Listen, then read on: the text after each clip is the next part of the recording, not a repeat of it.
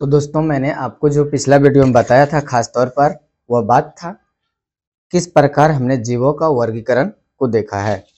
किसी को मैंने रेंगने वाले को अलग कर दिया, उड़ने वाले को अलग कर दिया, बच्चे जन्म देने वाले, अंडे देने वाले, यानी सबका मैंने अलग अलग से विस्तार किया है। तो अभी जो हम बताएंगे खास तौर पर तुलनात्मक शरीर रचना का प्रमाण, यानी कि क्या क्या उसमें एकता पाई जाती है और उसका रचना किस आधार पर होता है। तो तुलनात्मक में सबसे पहले बात आता है आपका समवृत्ति अंग। क्या आता है पहला?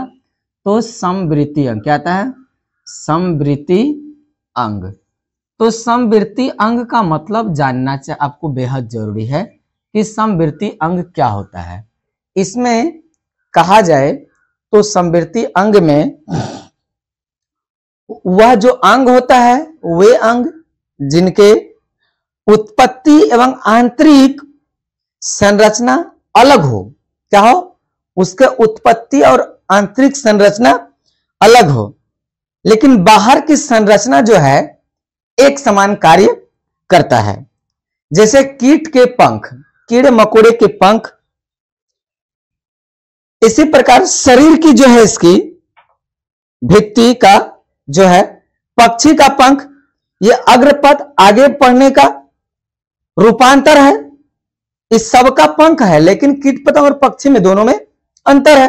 तो बाह्य संरचना अलग है और आंतरिक संरचना भिन्न है, और कार्य करने की क्षमता दर जो भी है थोड़ा भिन्न हो जाती है। तो और इसके जो है अग्रपद की हड्डियां क्या होता है? झिल्ली के समान बने होते हैं। कैसे होते हैं? तो समवृत्ति अंग में क्या कहता है कि आंतरिक अंग जो है भिन्न होगा, लेकिन बाहर अंग समान होगा। इसका कार्य में अंतर पाया जाएगा, और कार्य में जब अंतर पाया जाएगा तो इसमें यह पता चल जाता है स्पष्ट रूप से कि जो अंग है उसका अग्रपद अलग हिसाब का होगा, इसका कार्य दर भी अलग होगा। अब आता है अवशोषी अंग। क्या आता है दूसरा? तो समझ गए, दूसरा आता है अवशोषी अंग। क्या आता है? अवशोषी अंग। तो अवशोषी से आप क्या समझे अगर पूछ दिया जाए? यानी कि अवशोषी का मतलब अवशोषण करना, अवशोषी का मतलब अवशोषण करना।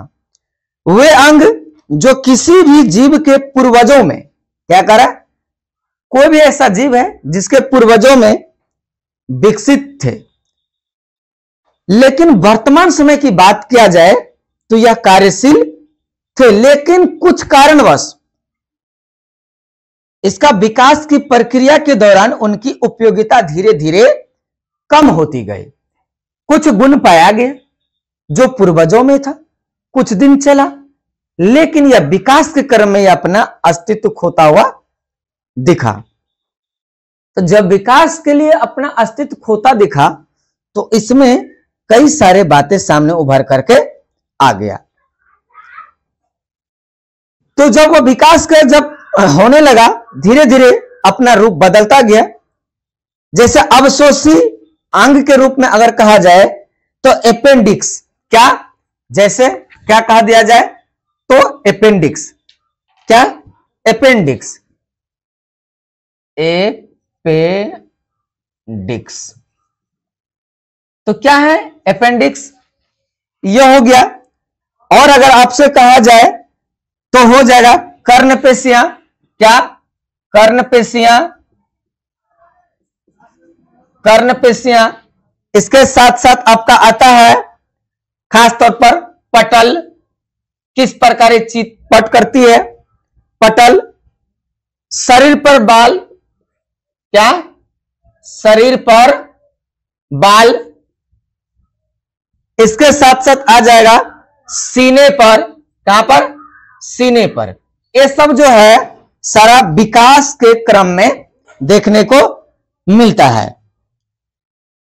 और नुकीले रदनक, खास तौर पर बच्चों में भी देखे होंगे, मनुष्य में दांतें जो होते हैं चवर्नक, अग्रचवक, रदनक, ये सब जो है दांतों में विकास का दर। जब मनुष्य आदिवासी था तो दांत नुकीला हुआ करता था चीर-फाड़ करने के लिए, लेकिन वर्तमान में चारों गो ऐसा दांत दिया गया है। और पूंछ मेरा खत्म हो गया। पूंछ ए कशेरुक यानी रीढ़ की हड्डी का सबसे निचला हिस्सा माना जाता था कि ये जो है क्या है, हड्डी का ही एक अंग माना जाता था, पूंछ का है। ये विकास का क्रम में होता हुआ दिखा। इसके साथ साथ नवजात शिशु के कभी कभी बंदर एवं पशुओं की तरह पूंछ पाई जाती है। जो बच्चे जन्म लेते हैं उसमें अक्सर कहा जाता है कि इसमें पाया जा रहा है बंदर उंदर की तरह पूंछे पाई जाती है। तो यह हो गया उनका जिसका प्रमाण मिलता है। लेकिन हमारे पूर्वज जो थे असल में बंदर ही थे। हमारे पूर्वज असल में क्या थे, तो वह बंदर थे। अब बात आती है, यहां तो समझ में आ गया आपको। अब बात आएगा आपका तुलनात्मक भ्रूणिकी से प्रमाण। तुलनात्मक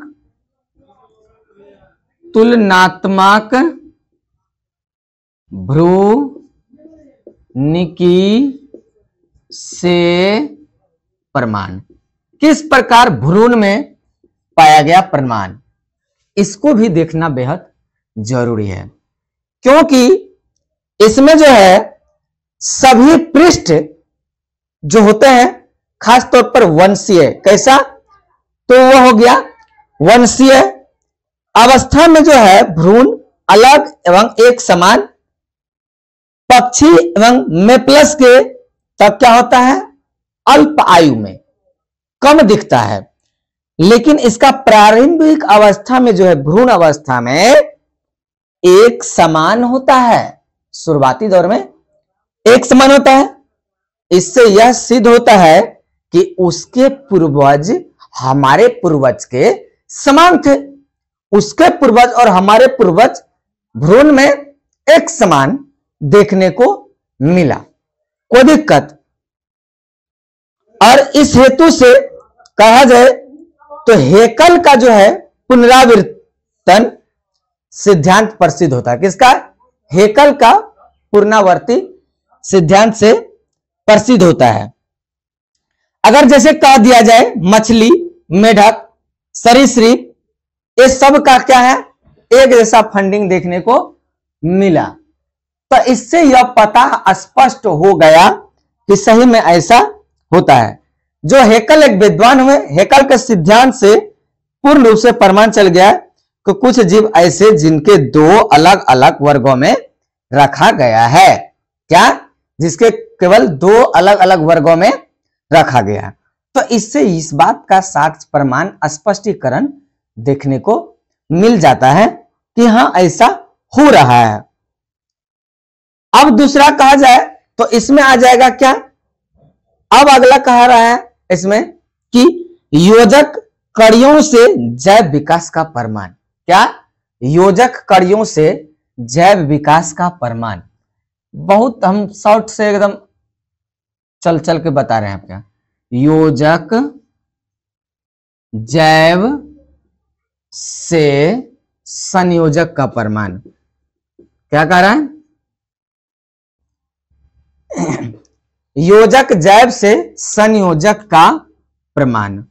तो किस प्रकार प्रमाण मिलता है, इस चीज को भी ध्यान में रूबरू आपको देखना पड़ेगा, तभी जाकर के यह संभव हो पाता है। अगर कह दिया जाए कि कुछ ऐसे जीव है जिनमें दो अलग वर्गों की अलग अलग जातियां पाई जाती है। कुछ ऐसे जीव होते हैं जिसके अलग अलग वर्ग के अलग अलग जातियां पाई जाती हैं।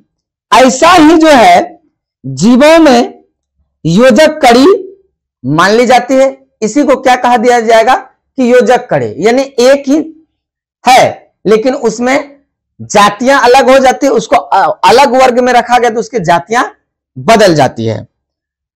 तो ये जीव जो है दो वर्गों के विकास के क्रम में एक दूसरे के जोड़ते चले जा रहे हैं।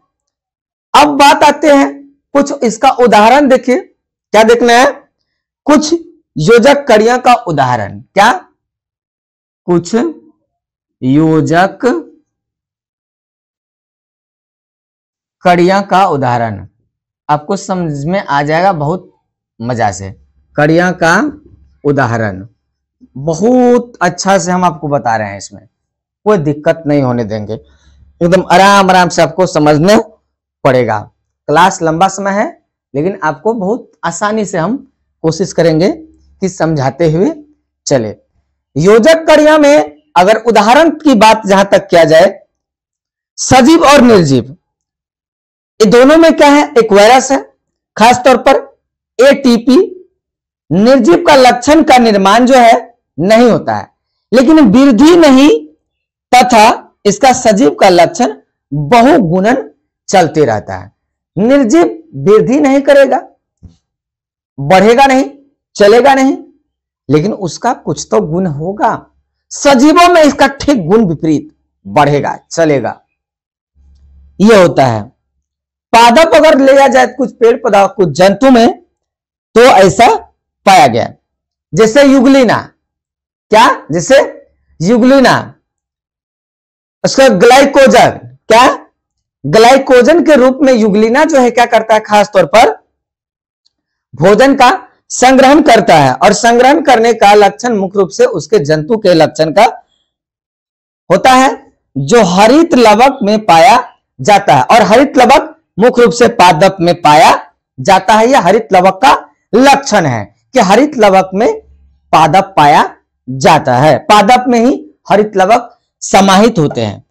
अब एनेलिडा लीजिए, एनेलिडा कुछ समूहों की बात किया जाए तो एनेलिडा समूह में कहा जाए एनेलिडा और आर्थ्रोपोडा। इस पर हमने कई बार चर्चा किया था। एनेलिडा और आर्थ्रोपोडा में जो होता है, इन दोनों के बीच की कड़ी जो होता है पेरिपेटस होता है। क्या होता है? आर्थ्रोपोडा क्या कर रहा है? आर्थ्रोपोडा एवं एनेलिडा, क्या? एवं एनेलिडा, एनेलिडा, इसमें दोनों का कड़ियां क्या होता है? तो दोनों की कड़ी की अगर बात किया जाए तो ये दोनों कड़ी पेपिटेपस होता है। क्या होता है? पेरिपेटस। क्या? पेरिपेटस। क्या होता है? पेरिपेटस होता है।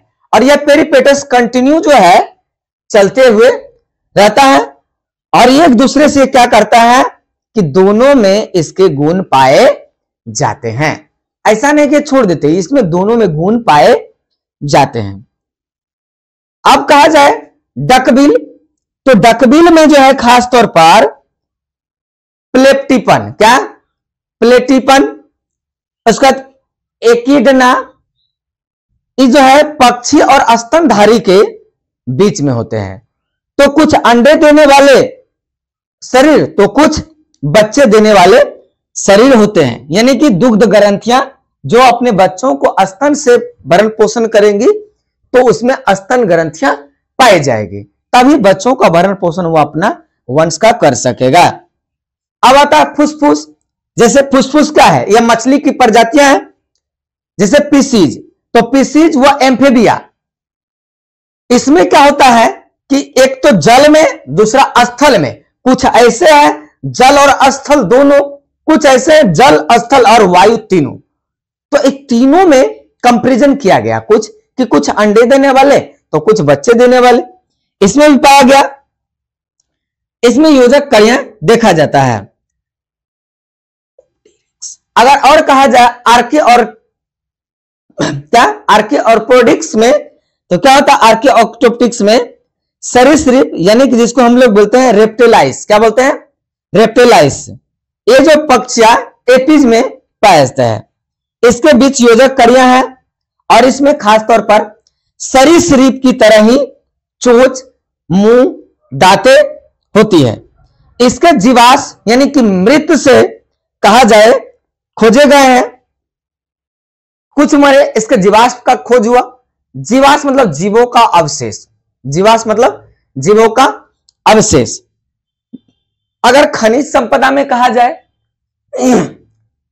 तो ये भी आता है, जीवाश्म का ही अवशेष है खनिज संपदा।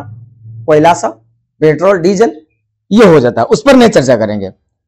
जैसे वायरस की बात करें, वायरस, यूग्लिना, पेरिपेटस, डकविल, उसका प्लेटिपस, ये सब जो है एकिडना, फुसफुस मछली में सभी जीवित जो है ये क्या है, ये सब जीवाश्म भी कहलाते हैं, क्योंकि इस जीव जंतु का ही अवशेष से पता चला है। तो यहां तक अब समझ में आ गया होगा कि हम अगला टॉपिक क्या कहना चाहते हैं। अगला टॉपिक इससे यह पता चलता है कुछ जीवाश्म के प्रमाण। तो कल हम बताएंगे आपको जीवाश्म से मिलने वाले कुछ प्रमाण। तो आज का एपिसोड में यही तक रखते हैं। जय हिंद, जय भारत।